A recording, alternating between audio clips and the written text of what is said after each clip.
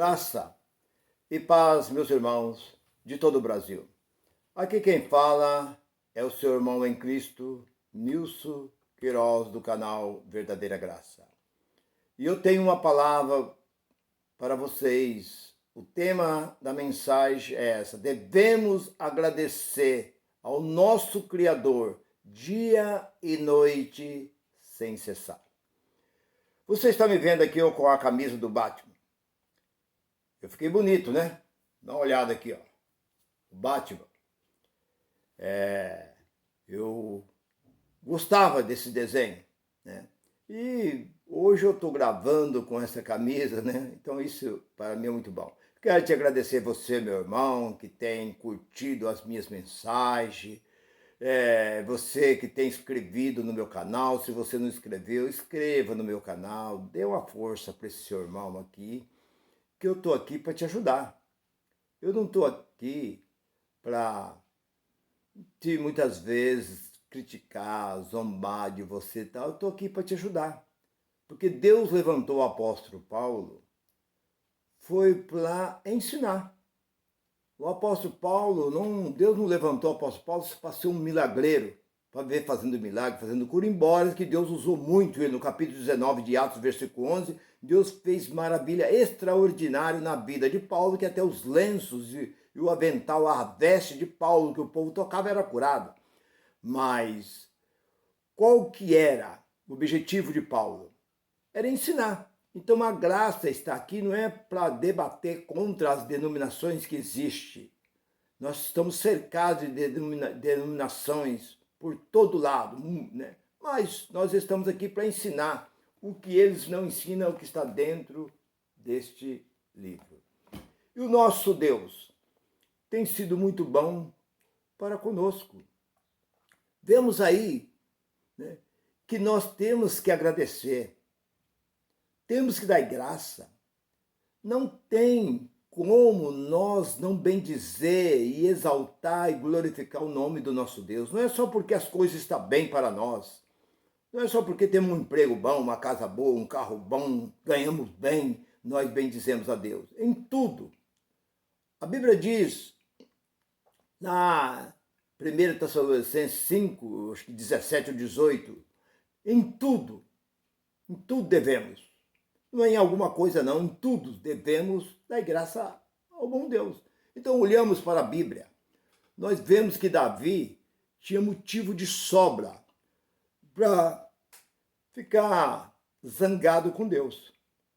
Quando ali, você conhece, eu não vou entrar nessa passagem, que é um pouco meia comprida, mas está no capítulo 12 de 2 Samuel, quando Davi ali toca em Betseba e ela fica grávida. E ele, para esconder, fugir do problema que ele tinha feito, ele manda matar o marido da mulher. Eu estou aqui abreviando para não tomar muito tempo. E o marido da mulher era um capitão, estava na guerra. E praticamente ele mandou matar o marido daquela mulher e pegou aquela mulher para ele. E Deus envia ali o profeta Natan para falar com ele. E o profeta Natan falou assim, contou aquela ilustração, aquela parábola. A parábola que ele contou sobre o viajante. E ele falou sobre aquele viajante e tal, que veio ali, e o rico, o pobre e tal. E quando ele terminou de contar, Davi se enfureceu e foi: esse homem é digno de morte. Ele apontou o dedo e foi: esse homem é você. Ele falou assim: olha, você não vai morrer, mas a criança não viverá. Então aquele filho que Davi tanto amou, Deus feriu aquela criança. E Davi se prostrou-se, ficou uma semana prostrado, tirou sua veste real, vestiu-se de saco, sentou na cinza e ficou ali prostrado, sem comer, sem beber, prostrado ali. O povo ia aconselhar ele, mas ele não queria, ele só lamentando para Deus não levar aquela criança. E Deus não ouviu o clamor de Davi. Deus tirou a vida daquela criança. Aquela criança foi morta. A criança morreu. E quando Davi ficou sabendo que a criança morreu, todos os sacerdotes, os servos de Davi, achavam que Davi ia ficar revoltado. Ia blasfemar contra Deus, ia xingar, ia revoltar e tal. Davi foi no templo, tirou aquela roupa, se lavou, vestiu a sua veste real, sentou na mesa, comeu pão, bebeu vinho, e foi no templo, adorou a Deus, glorificou o nome de Deus. Mas o povo não entenderam. Mas Davi estava prostrado, chorando, lamentando, agora Davi vem aqui e glorifica a Deus. Porque a palavra diz: em tudo dai graça.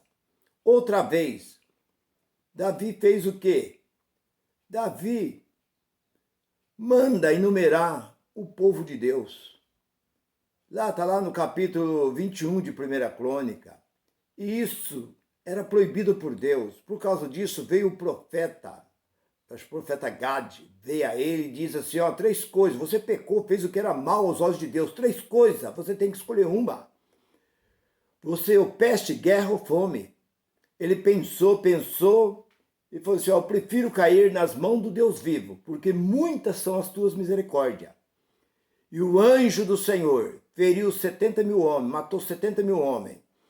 Quando Davi viu o anjo de Deus, ele teve aquela visão, com a espada desembainhada, ele caiu prostrado com o rosto em terra. E Deus olhou e disse para o anjo: para. O anjo parou, mas continuou com a espada na mão, esperando. E Deus disse para o anjo: coloca a sua espada na bainha. E ali Deus parou a matança. Davi glorificou a Deus. Davi ofereceu o holocausto, fez ali um sacrifício a Deus e tal. Então Davi, outra vez nós encontramos, quando Davi tirou a arca, fez um carro novo e tirou a arca da casa em que estava para levar para Jerusalém, Davi foi cantando junto com um grupo de sacerdotes, se festejando, e aquele carro de boi carregando a arca não podia ser carregada por carro. E outra, Davi não era nenhum sacerdote, Davi não poderia, só os levitas que poderia tocar na arca. E Deus fez os bois tropeçar. Aquilo foi propositalmente por Deus. E quando os bois tropeçaram, a arca ia caindo. Um dos amigos, dos servos de Davi, estava ali, tentou segurar a arca. Deus matou ele na mesma hora. Ele caiu morto. Davi se prostrou-se diante de Deus.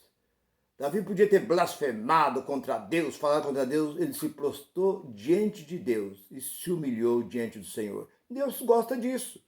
É isso que Deus quer, que nós sempre reconhecemos Ele como o único e verdadeiro Deus. Aleluia. Não adianta.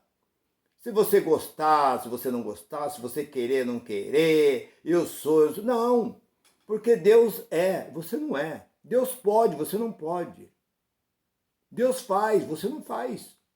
Deus tem, você não tem. Não adianta querer medir força com Deus. Faraó quis bater de frente com Deus, o que Deus fez com Faraó?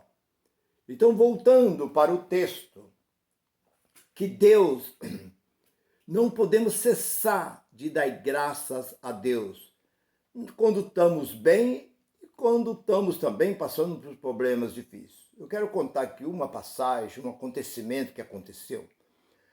Em 1910, na cidade de Nova York, veio uma orquestra, foi convidado para se apresentar num teatro.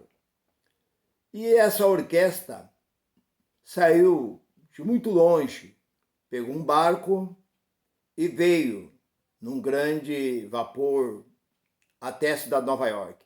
Mas tinha caído uma nevasca, estava muito frio, foi a época de inverno, estava muito frio. Então o proprietário, o que tinha contratado aquela orquestra, diz assim: olha, se não vier ninguém, nós vamos cancelar e vocês retornam. No mesmo barco que vocês veem, vocês retornam. E eles vieram. E quando eles chegaram lá, estava vazio. O povo não foi, o povo não saíram, mas lá dentro do teatro tinha uma pessoa. Aí o proprietário diz: olha, nós temos aqui uma pessoa na plateia. Por causa disso, vocês vão ter que tocar. Vão ter que fazer o show. E eles fizeram o show.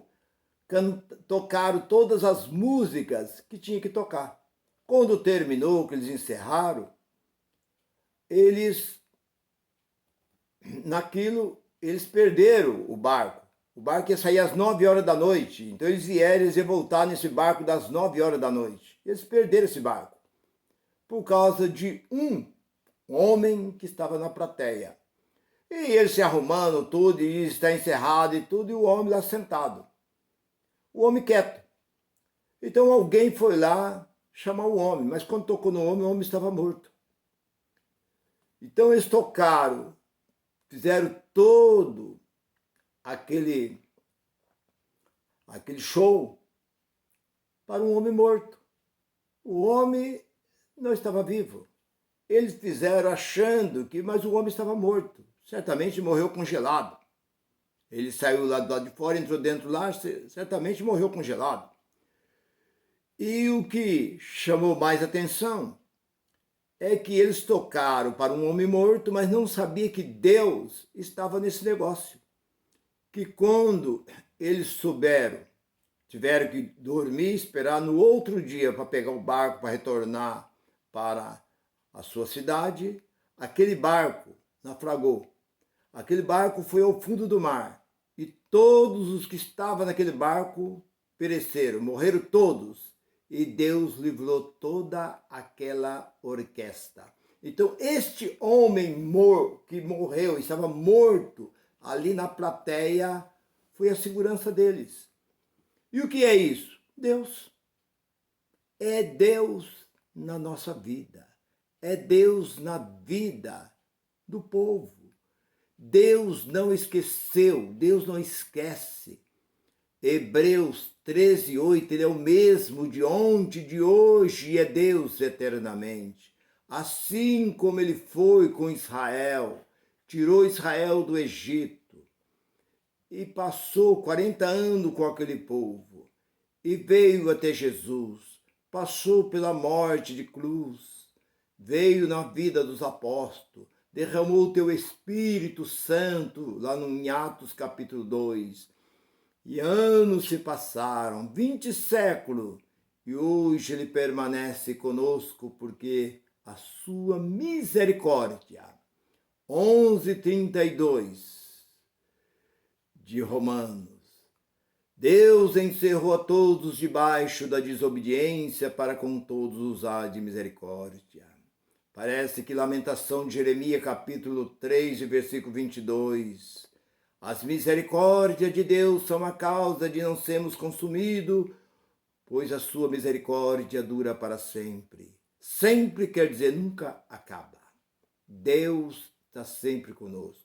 Por isso que eu trouxe esta palavra para você, meu irmão, que muitas vezes está querendo deixar Deus de lado. Não vou mais ler essa Bíblia. Não vou mais agradecer a Deus. Não vou mais citar o nome de Deus, não vou crer mais nesse Deus. Continua firme, firme como disse Davi. O Senhor é o meu, o quê? Pastor, e nada me faltará. Ainda que venha a faltar, mas Davi expressou isso no Salmo 23. Nada me faltará. Ainda que faltou, mas ele expressou. Davi passou fome, passou frio, passou ali sede, perseguição, mas Davi estava firme, como ele diz, elevo meus olhos para o monte, não, para o alto, de onde me vem o socorro? O meu socorro vem do Senhor, que fez o céu e a terra. Se você gostou desta palavra, curte esta mensagem, inscreva no meu canal. E eu estou todos os dias trazendo palavras de edificação para a nossa vida espiritual. Graça e paz para todos vocês, meus irmãos. Bye, bye.